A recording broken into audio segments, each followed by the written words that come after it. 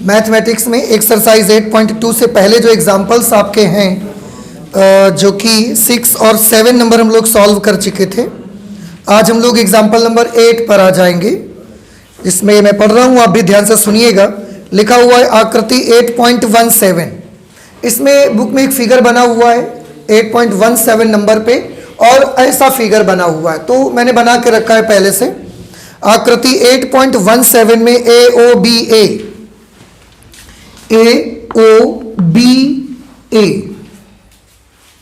प्रथम चतुर्थांश में दीर्घवृत्त 9x² + y² 36 का एक भाग है। इसमें एक दीर्घवृत्त भी हमको दिया जा रहा है। दीर्घवृत्त की इक्वेशन है 9x² + y² 36 का एक भाग है, जिसमें OA 2 इकाई, जो O से A तक का डिस्टेंस है वो 2 इकाई है, इसलिए इसके बिंदु के निर्देशांक कितने हो गए हैं 2,0। OB 6 इकाई है, O से B तक का ये जो डिस्टेंस है y एक्सिस पर ये 6 है, इसलिए पॉइंट B के कोऑर्डिनेट्स 0,6 आ गए हैं। लघुचाप AB एवं जीवा AB। लघुचाप AB कहाँ है? लघुचाप AB ये है लघुचाप AB, और जीवा AB कहाँ है? ये है जीवा AB। तो इसको क्या बोलेंगे बउआ? ये है लघुचाप AB, और ये क्या चीज है? ये है जीवा AB। तो लघुचाप AB किसको कहा जा रहा है और जीवा AB किसको कहा जा रहा है, ये दोनों बातें मैंने वहां लिख दी हैं। कि मध्यवर्ती क्षेत्र का क्षेत्रफल ज्ञात करिए। आपको इनके बीच में जो ये वाला पोर्शन है ना, इसका एरिया आपको मालूम करना है, ठीक है। जो छायांकित भाग है इसका क्षेत्रफल आपको पता लगाना है। तो कैसे पता लगाइएगा? है कोई तरीका आप बताएंगे हमको? क्या किया जाए बताइए। एक्स अक्ष और वाई अक्ष दोनों इसमें शामिल हैं। आप चाहें तो वर्टिकल स्ट्रिप से बना लीजिए, और आप चाहें तो हॉरिजॉन्टल स्ट्रिप से बना लीजिए। वर्टिकल से बना लेते हैं हम, ठीक। क्या करना चाहिए? इस जगह कुछ नाम दे देते हैं, थोड़ा अपने आप से सी रख देते हैं, क्योंकि सी तो आया नहीं अभी तक कहीं। तो बताइए क्या करना चाहेंगे आप, कैसे निकालेंगे इसको? Area of shaded portion.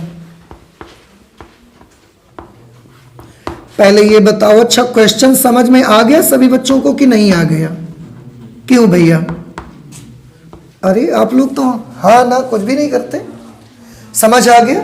ये एक दीर्घवृत्त बना हुआ है, उसमें एक जीवा बनाई गई है AB। इस चाप और जीवा AB के बीच ये कुछ हिस्सा घिर रहा है, इसका एरिया आपको पता लगाना है। आप चाहो तो वर्टिकल स्ट्रिप से कर लो या हॉरिजॉन्टल से कर लो। वर्टिकल में बच्चों को ज़्यादा इजी लगता है तो मैंने यही बना दिया। अब बताओ हम करें क्या? क्या टेक्निक होनी चाहिए इसको बनाने की? इसका क्षेत्रफल निकालने के लिए क्या तरीका होना चाहिए? सोचो, बताओ हमें। आया किसी को ध्यान? बताओ। नहीं? हाँ बताओ तुम। पूरे क्षेत्रफल पे नहीं। पूरे का मतलब किसका? OAB के क्षेत्रफल। OAB इस त्रिभुज का OAB।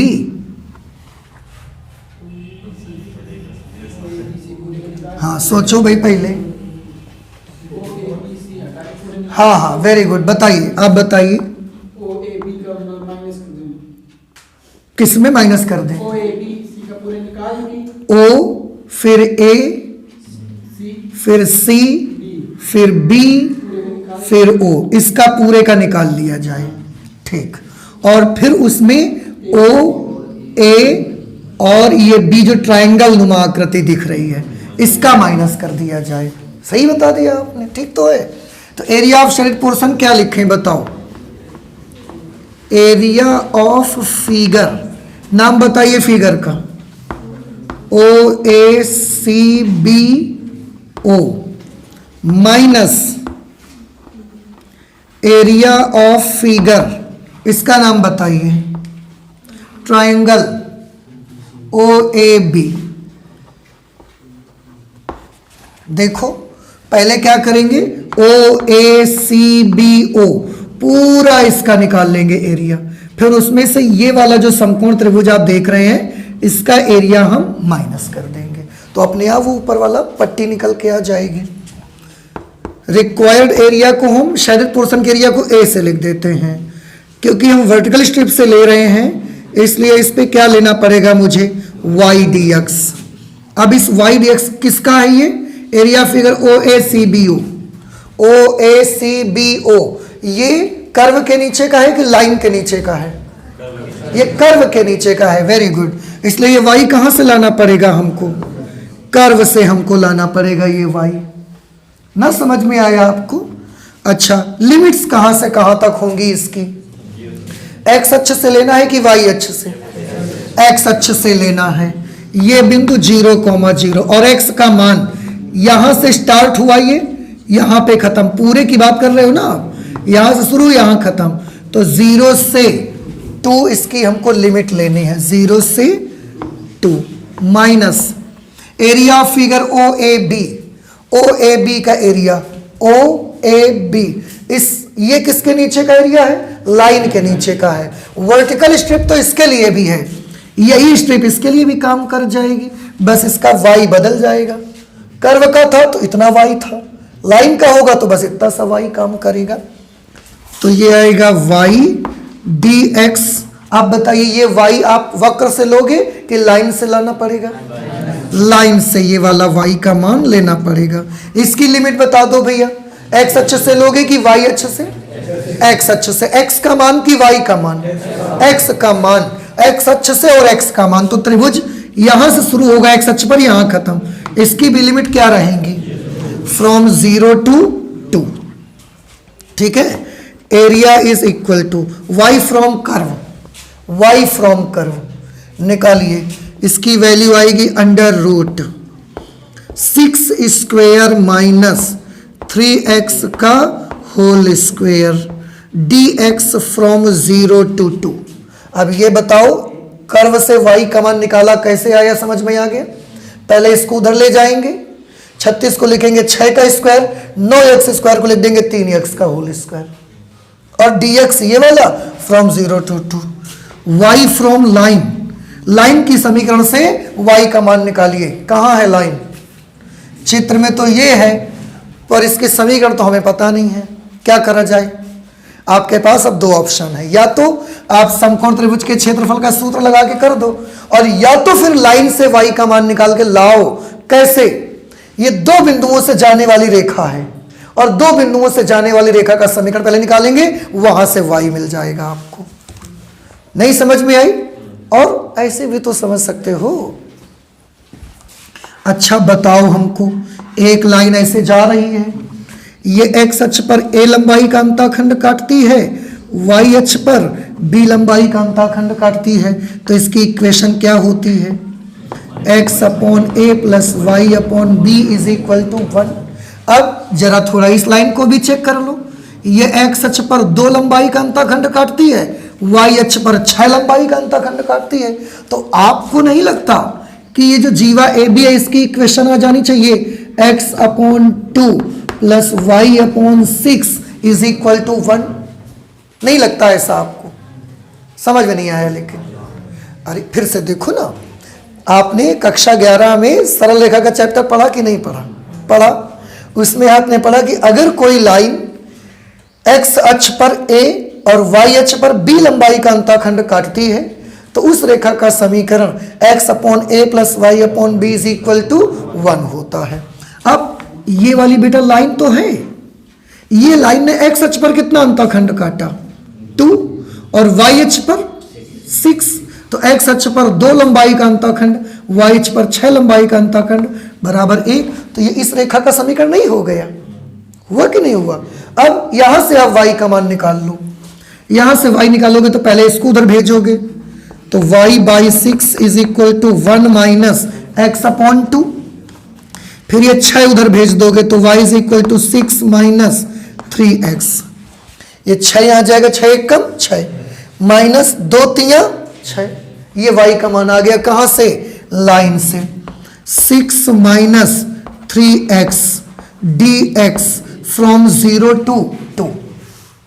तो हमारे पास ये भी रास्ता है, और हम चाहते तो इस पर समाकलन वाला प्रोसेस ना यूज करके, ये एक समकोण त्रिभुज है, समकोण त्रिभुज के क्षेत्रफल का सूत्र लगाते 1/2 आधार गुणे ऊंचाई, बेस इंटू हाइट।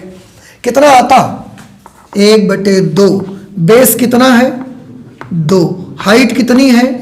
6। कितना एरिया आता? तो क्या यहां से भी 6 आएगा? अभी देख लेंगे आएगा कि नहीं आएगा, खुद पता लग जाएगा। बेशक आएगा, आप बिल्कुल चिंता मत करो, ठीक है ना। समाकलन का ही इसलिए मुझे ऐसा करना पड़ रहा है, तो मैं त्रिभुज का ही क्षेत्रफल यूज कर लेता सीधे। अब इसमें बताइए कौन सा सूत्र लगाइएगा?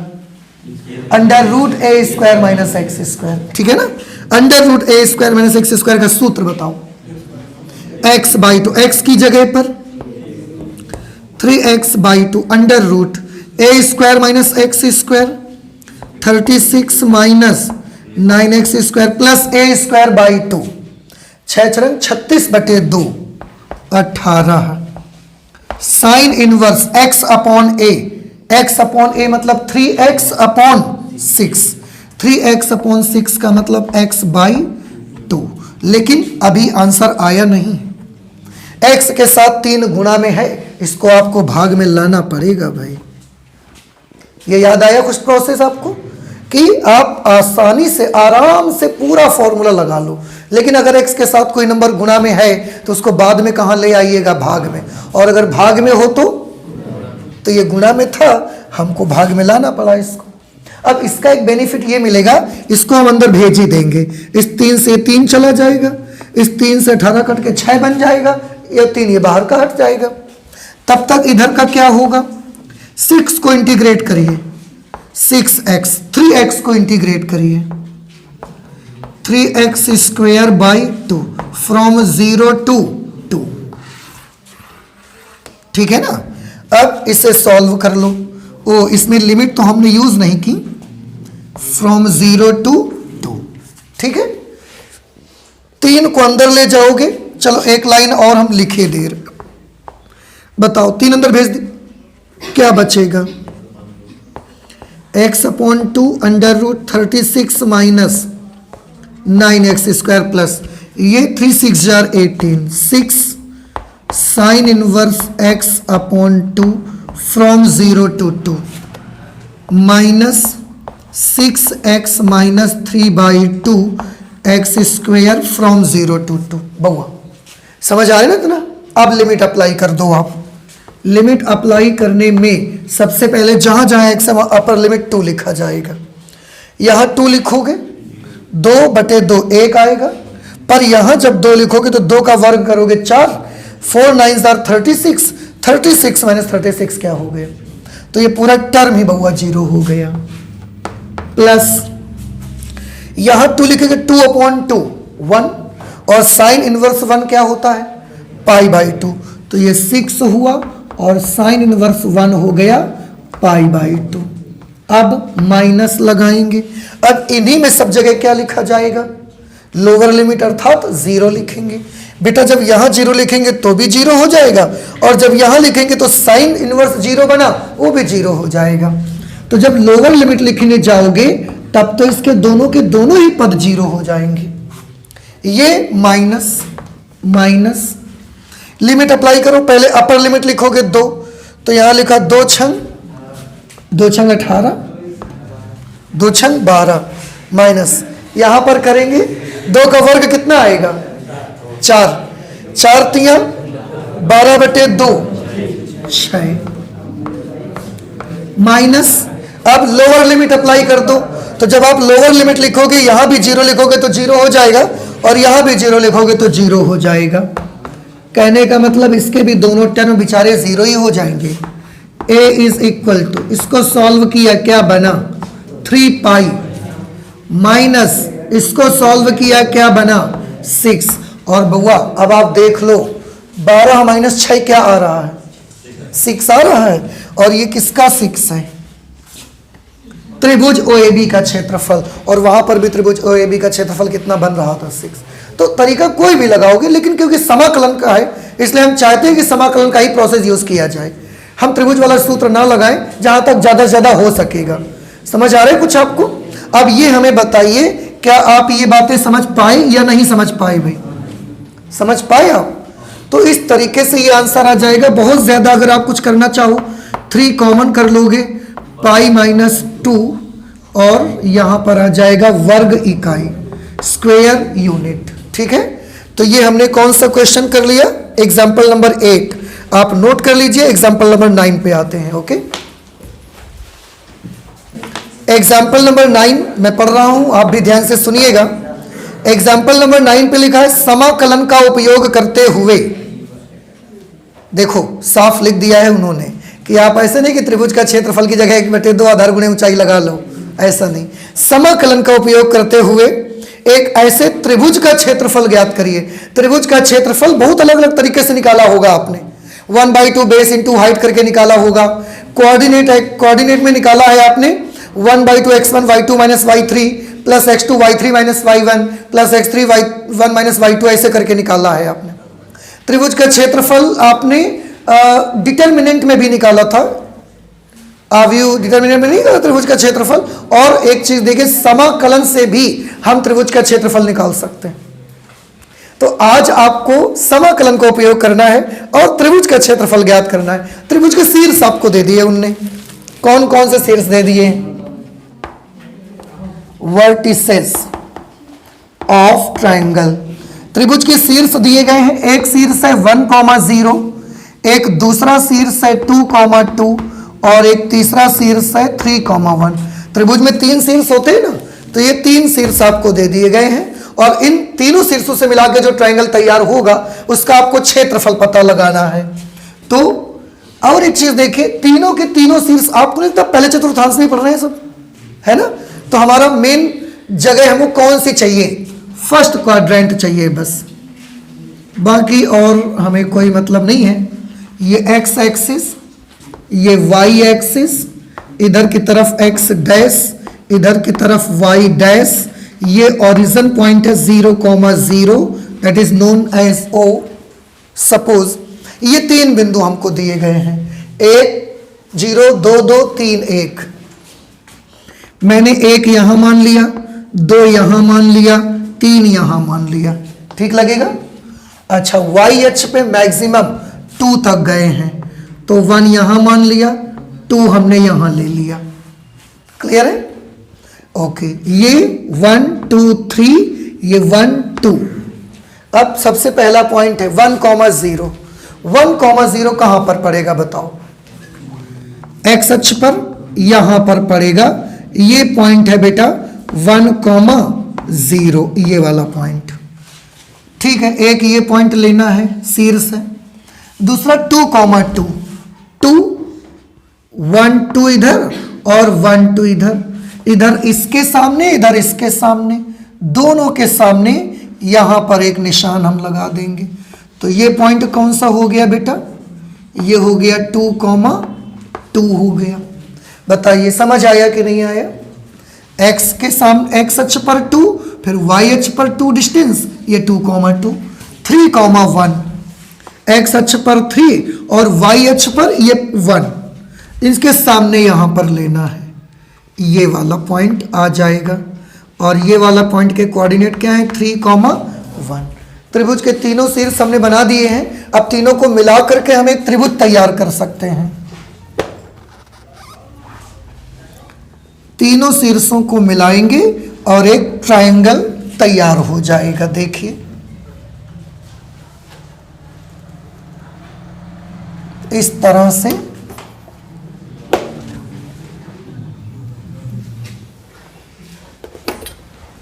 ये देखिए एक त्रिभुज बन गया। अब आप बताएं, क्या त्रिभुज का बनाना समझ आ गया आपको? और हमने फिगर भी बना लिया। हम एक काम और करना चाहते हैं, यहां से इस पर हम ये ऐसे मिला देना चाहते हैं।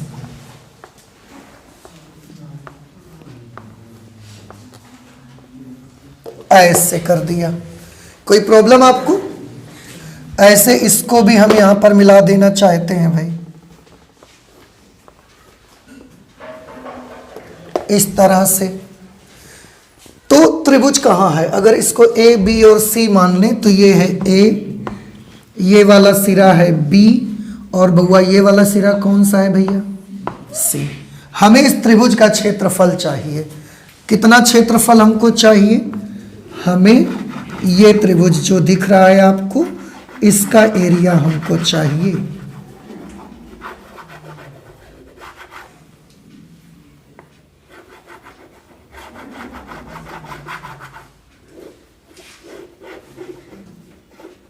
इतना एरिया बेटा हमको चाहिए जितना हमने ये छायांकित किया है यहां पर। ये तो त्रिभुज है ना।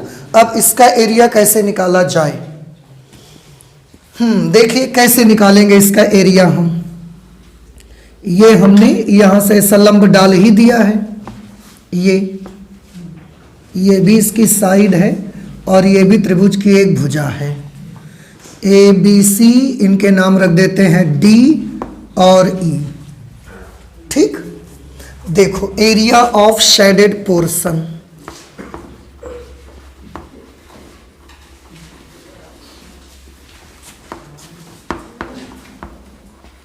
सबसे पहले हम ये पता लगाएंगे कि हम इसको निकाल कैसे सकते हैं। बता सकते हैं आप क्या तरीका यूज करना चाहिए मुझे? देखो अच्छा हम आपको बताते हैं। हम निकालेंगे, ध्यान से देखना सब लोग। पहले हम निकालेंगे ए बी डी का क्षेत्रफल। ए बी डी तो पूरा ये आ जाएगा यहां तक। फिर हम निकालेंगे डी बी सी ई का क्षेत्रफल, तो पूरा ये आ जाएगा। अब आ तो पूरा गया, जोड़ देंगे दोनों को, पर जोड़ने से भी हमारा आंसर नहीं आया। क्यों? क्योंकि उसमें इसका ये कोना शामिल हो गया और इसमें ये वाला कोना शामिल हो गया, जबकि ये तो हमको नहीं चाहिए। तो नहीं चाहिए तो इसको घटा देंगे। फिर बाद में हम इसके नीचे का ये वाला एरिया क्या कर देंगे? माइनस कर देंगे, बस आ जाएगा। नहीं समझ में आई बात? आया? तो एरिया ऑफ शेडेड पोर्शन कैसे निकालेंगे? लिखेंगे एरिया ऑफ ट्रायंगल। कौन सा ट्रायंगल लिखें पहले? A D B. A D B plus area of, उसके बाद किसका एरिया चाहिए? Area of trapezium. ट्रेपेजियम मतलब समलंब चतुर्भुज। कौन सा समलंब चतुर्भुज? D E C B. D E C B, इनको दोनों को जोड़ देंगे और इसमें एरिया ऑफ ट्रायंगल। किस ट्रायंगल का एरिया माइनस करना है? बताओ नाम। ए सी ई का एरिया माइनस करना है। ट्रायंगल ए सी ई का एरिया माइनस करना है। समझ आ गया कि नहीं आ गया? तो क्या करना है? पहले तो ए डी बी का क्षेत्रफल चाहिए, फिर डी ई सी बी समलंब चतुर्भुज। ये जो देख रहे हैं ये डी ई सी बी ना एक समलंब चतुर्भुज है। कैसे? इसकी दो भुजाएं समांतर है। देखो एक ये वाली भुजा और एक ये वाली भुजा समांतर है कि नहीं? दो आमने सामने की भुजाएं समांतर हैं, तो ये एक समलंब चतुर्भुज बन गया। हमें सबका देखो, चाहे तो हम ऐसे भी कर सकते हैं सबका। कैसे? इसका एरिया मुझे निकालना है तो मैं 1/2 बेस इंटू हाइट करूंगा, इसका एरिया आ जाएगा। समलंब चतुर्भुज का एरिया चाहिए 1/2 समांतर भुजाओं का योग गुणे उनके बीच की दूरी लगा देंगे और सारी डिस्टेंसेस मुझे पता है, आ जाएगा। और उसके बाद इसका क्षेत्रफल मुझे माइनस करना है, तो ये एक समकोण त्रिभुज है। ये एक समकोण त्रिभुज है, हम इसका भी कर सकते हैं। थोड़ा ध्यान से देखिए, इस त्रिभुज का क्षेत्रफल कितना होगा? ये डिस्टेंस कितनी होगी? ये डिस्टेंस होगी 2,0। ये क्या है? बिंदु 3,0। तो ये डिस्टेंस कितनी होगी? 1। यहां से यहां तक 2 है, तो ये कितनी होगी? 1। तो अगर इसका एरिया निकालोगे तो कितना आएगा? 1/2 बेस इंटू, और ये हाइट कितनी है? 2 प्लस समलंब चतुर्भुज का क्षेत्रफल कैसे निकालेंगे? 1/2 समांतर भुजाओं का योग। ये समांतर भुजा कितनी लंबी है? 2। ये समांतर भुजा कितनी लंबी है? 1। दोनों के बीच का डिस्टेंस ये कितना है? 1। इसका निकाला, इसका निकाल दिया। अब इस त्रिभुज का माइनस करना है, तो माइनस इस वाले त्रिभुज का माइनस करना है ना आपको। तो 1/2 बेस, ये बेस कितना है इसका? 2 इंटू हाइट कितनी है इसकी? 1। अब देखो इसको आप सॉल्व कर लो। ये कितना यहाँ बचा 1, ये 3/2 और -1, 1 से 1 कैंसिल, आंसर कितना आ जाएगा 3/2 स्क्वायर यूनिट। आप देखेंगे तो आंसर 3/2 आ भी रहा है, लेकिन ऐसे नहीं करना है। उन्होंने साफ साफ बोला है किसका उपयोग करके करिए, समाकलन का उपयोग करके करिए। तो फिर इसका लालच मत करिए, लेकिन हो सकता है, लेकिन अगर समाकलन का बोल दिया है तो ये प्रोसेस हम नहीं लगा सकते हैं। फिर अब हमको समाकलन से ही पूरा करना पड़ेगा। तरीका तो समझ आ गया सबको कि नहीं आ गया? ठीक है। अब एरिया ऑफ ट्रायंगल ADB हम सब में वर्टिकल स्ट्रिप से ही निकाल लेंगे। यहां पर हमने एक वर्टिकल स्ट्रिप बना दी ऐसे, यहां पर भी हम एक वर्टिकल स्ट्रिप बना देंगे ऐसे। सबसे पहले ADB का क्षेत्रफल चाहिए। वर्टिकल स्ट्रिप है इसलिए इंटीग्रेशन ऑफ y dx लिखा जाएगा। अब बताइए ये y कहां से लाएंगे हम? लाइन से, कर्व से? कर्व तो है ही नहीं, तो लाइन से। कौन सी लाइन से? ये y किस लाइन का होगा? AB का होगा, BC का होगा, AC का होगा, किसका होगा? AB का होगा। Very good. तो यहां पर हम लिख देंगे AB, y फ्रॉम AB। थोड़ा सा कुछ समझ में आ जाए, इसकी लिमिट बता दीजिए। x अक्ष से लोगे कि y अक्ष से? x अक्ष से कि y अक्ष से? x अक्ष से। x का मान या y का मान? x का मान। तो बोलो लोअर क्या होगी और अपर लिमिट क्या होगी? हाँ 1 से पक्का? हाँ बिल्कुल सही है। कैसे? क्योंकि ADB का कर रहे हो ना अभी आप, इसका x अक्ष पर यहां से शुरू यहां खत्म, तो लोअर लिमिट 1 और अपर लिमिट कितना? 2। बिल्कुल सही बताया आपने। अच्छा ये हो गया ADB plus integration of area of trapezium DECB। वो समलंब चतुर्भुज आप देख रहे होंगे DECB, ये चतुर्भुज है, इसका एरिया चाहिए। इसमें भी वर्टिकल स्ट्रिप हमने बनाई है, तो हम फॉर्मूला लगाएंगे y इंटू dx। ये y कहां से आएगा? लाइन से कि कर्व से? लाइन से। कौन सी लाइन से? हाँ जी बोलो, जल्दी बोलो। BC से। बिल्कुल सही बताया है आपने।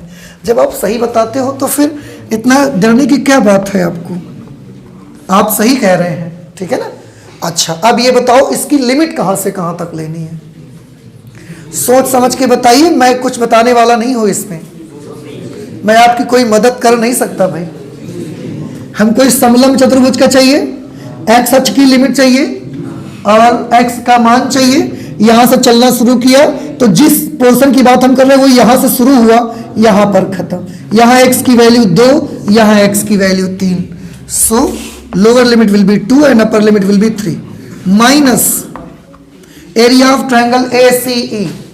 ACE ट्रायंगल का एरिया, ACE इतने ट्रायंगल का एरिया चाहिए नीचे वाले का। इसके लिए भी यही वर्टिकल स्ट्रिप काम कर जाएगी।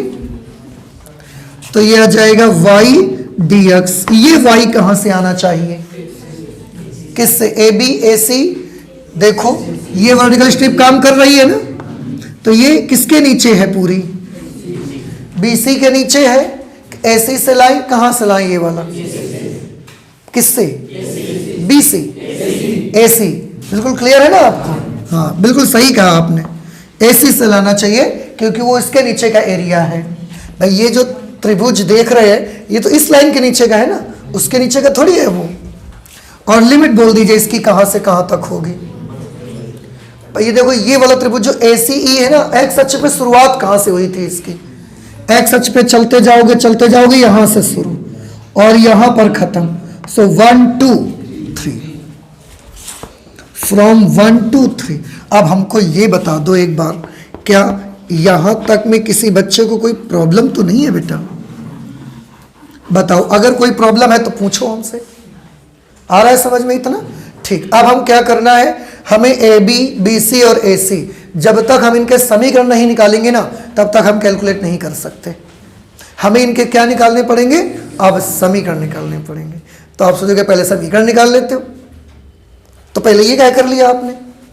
अरे ये किया तभी तो पता चला किसका समीकरण चाहिए, ये किया तभी तो पता चला कि किसकी इक्वेशन चाहिए, नहीं किसकी निकाल लेते हैं हमेशा। आप बताओ किसकी निकाल लेते हैं इस तरीके से। तो जब ये किया तो पता चला ना, ए बी की चाहिए, बी सी की चाहिए, ए सी की चाहिए, तो मुझे मालूम हुआ। चलिए कर लेते हैं। सबसे पहले किसकी इक्वेशन निकाल लोगे, ए बी, ठीक है। Line A B, equation of A B. चलो देखो जरा ध्यान से, ये जो ए बी लाइन है, ये ए बी लाइन की समीकरण चाहिए, दो बिंदुओं से होकर जा रही है, 1,0 और 2,2। ये लाइन किन किन दो बिंदुओं से होकर जाती है, 1,0 2,2 बउआ, ठीक है ना। इस पे ये x1, ये y1, ये x2 और y2, इसमें हम दो बिंदुओं से होकर जाने वाली रेखा का समीकरण लगा देंगे। A line passing through 2 points, इसी का नाम रखा गया था 2 पॉइंट फॉर्म। याद करिए आप, दो बिंदु रूप। नहीं ध्यान आया, क्या था बताओ। अच्छा, y minus y1 is equal to y2 minus y1 upon x2 minus x1 into x minus x1, यही था ना, ठीक। y माइनस y1 की जगह बउआ क्या है, 0। y2 minus y1, 2 minus 0 2, x2 minus x1, 2 minus 1 1, और x माइनस x1 की जगह पर 1। इस तरह से बेटा यहां से y कितना आएगा बताओ, 2/1 2 बना, 2 को मल्टीप्लाई कर दिया तो कितना बन गया, 2x माइनस 2। ये बेटा y किससे आया, ए बी से, तो ये वैल्यू है y from line A B. अब ये हमें बताओ, ये चीज समझ आई कि नहीं आई आपको। इसी तरह से अब हम BC रेखा का समीकरण निकाल लेते हैं। इक्वेशन ऑफ BC, जो लाइन BC है इसका इक्वेशन, इसमें B और C दो बिंदु हमको लेने पड़ेंगे। अच्छा, आपको ये तो नहीं लग रहा है कि इसके पहले एक सवाल आया था, उसमें एक रेखा का समीकरण निकाला गया था, उसमें x upon a plus y upon b is equal to 1 से निकाला गया था, तो इसमें क्यों नहीं निकाला जा रहा है। वो फॉर्मूला हम तब लगा पाते हैं जब लाइन x और y दोनों अक्षों को काटती है। इसमें ये x अक्ष को काट रही है, y अक्ष को कहां पर काट रही है हमको मालूम नहीं है, इसलिए हम ये वाला तरीका यूज कर रहे हैं। तो इक्वेशन ऑफ BC में बताइए, B और C दो बिंदु यूज होंगे। B में क्या है 2,2 और C क्या है 3,1। इसमें ये x1 y1 x2 y2, फिर से दो बिंदु रूप लगाएंगे, y minus y1 is equal to y2 minus y1 upon x2 minus x1 into x minus x1।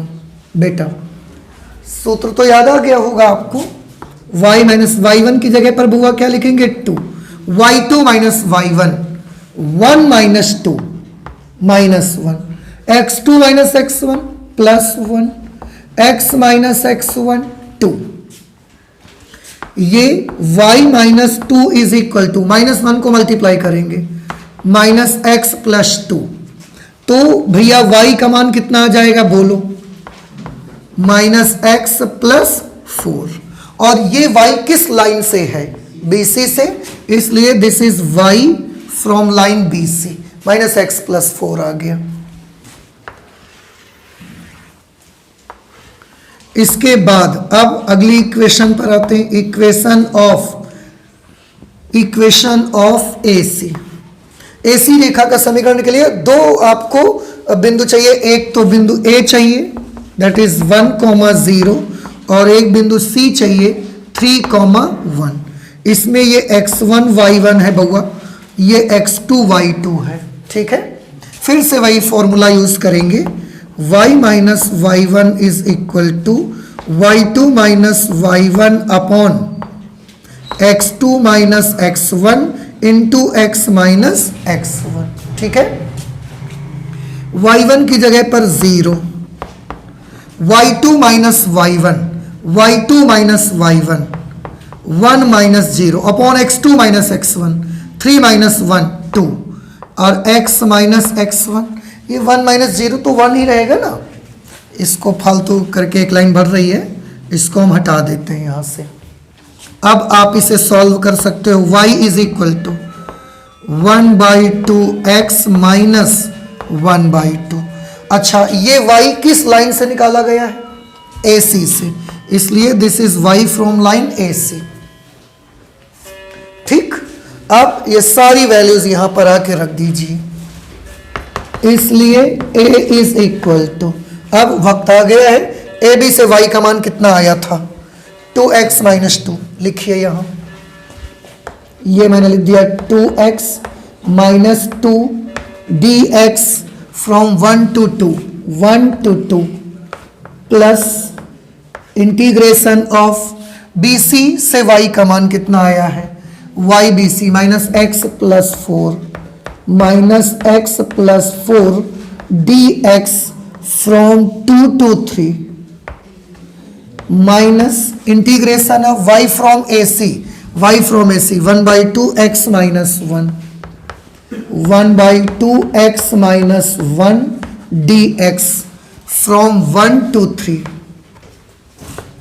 a is equal to, अब आप इसको सॉल्व कर सकते हैं। आप चाहें तो इसका भी 2 कॉमन करके बाहर ले लें और अंदर क्या बचेगा? x minus 1। x माइनस 1 का इंटीग्रल क्या होगा?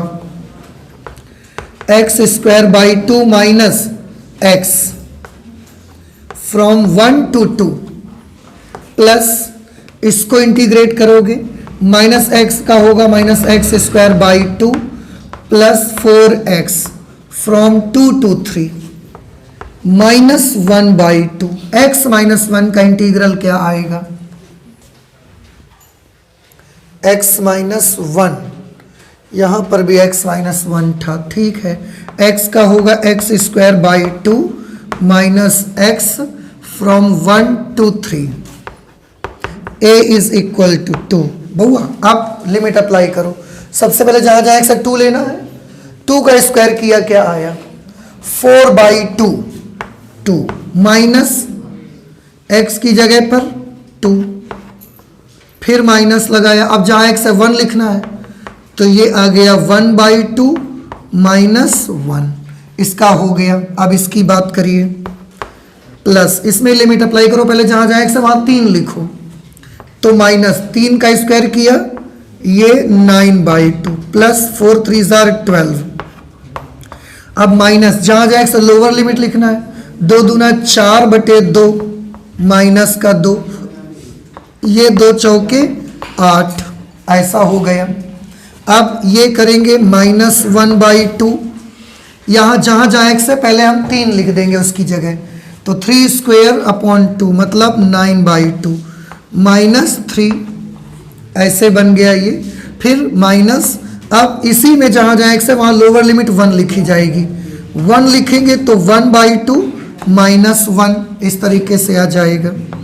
अब इसे ना आपको सॉल्व करना है, -2 से +2 कैंसिल हो गया, ये 2 है, अंदर में क्या बचेगा? ये माइनस बचा, ये 2 लिख दिया हमने, ये माइनस लिख दिया, 1/2 में 1 माइनस चला गया, कितना आ जाएगा? -1/2। वो -1/2 इस माइनस से क्या बना लेगा? +1/2। पहले ये बताओ समझ आया कि नहीं आया? इसके बाद प्लस लगाया हमने।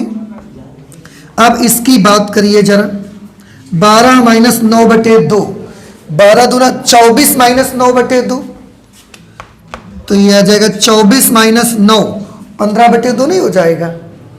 और ये 8 माइनस 2 कितना होगा? 6, तो -6 ये आ गया। फिर -1/2, ये करोगे 2 3 6, 9 माइनस 6 3/2, ये 1/2 में 1 जाएगा तो क्या आएगा? -1/2, -1/2 और माइनस मिलके क्या बन गया? +1/2। ठीक, और इसे कैलकुलेट करिए, 2 से 2 कट के 1 रह जाएगा।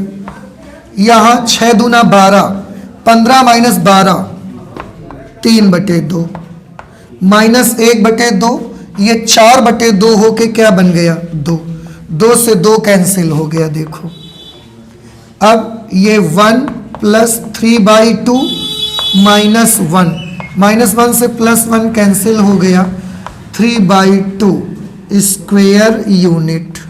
आप देखें ये हमारा आंसर आ गया। और आप याद करें यही आंसर आया था जब हमने शुरुआत में ट्रायंगल, ट्रेपेजियम सब लेके करके आपको दिखाया था, तो भी यही आंसर आपका मिला हुआ था आपको। अब आप ये हमें बताओ, क्या ये आपको समझ आ गया कि नहीं आ गया? भाई आ गया सभी को? तो ये हमने कौन सा क्वेश्चन कर लिया? Example number 9। इसके बाद हमने करना है एग्जाम्पल नंबर 10।